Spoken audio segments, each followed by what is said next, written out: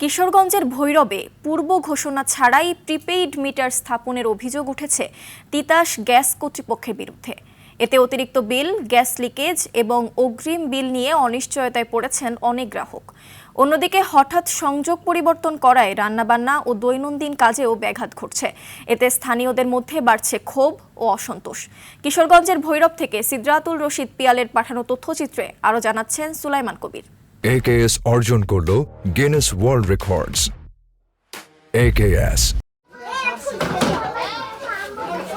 কোনো পূর্ব নোটিশ নয়, নেই মাইকিং কিংবা গণসচেতনতামূলক প্রচারণা। হঠাৎ করেই পুলিশ সঙ্গে নিয়ে বাড়ি বাড়ি গিয়ে গ্যাসের প্রিপেইড মিটার স্থাপন করছেন সংশ্লিষ্ট কর্মকর্তারা। কিশোরগঞ্জের ভৈরবে পরীক্ষামূলক এ কার্যক্রমে ভোগান্তিতে পড়েছেন গ্রাহকরা।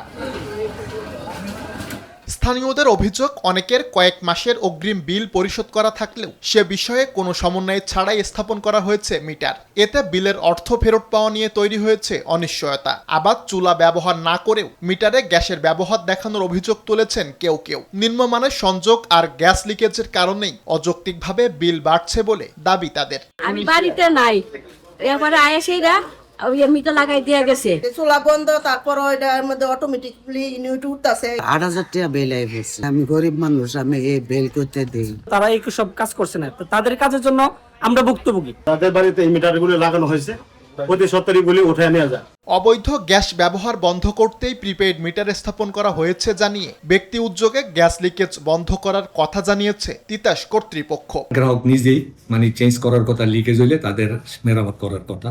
তা আমাদের কাছে কিছু লোক আসছে যে চুলা বন্ধ করার পরও আপনার মিটার ঘুরে, তখন আমরা তাদেরকে সহযোগিতা করছি, গিয়া দেখছি যে আসলে আপনার হাউস লাইনটা চেঞ্জ করে। যথাযথ নোটিশ, নিরাপদ সংযোগ আর অতিরিক্ত বিলের যৌক্তিক সমাধান ছাড়া প্রিপেইড মিটার স্থাপনের উদ্যোগ সুফলের পরিবর্তে জনভোগান্তি বাড়াবে বলে আশঙ্কা স্থানীয়দের।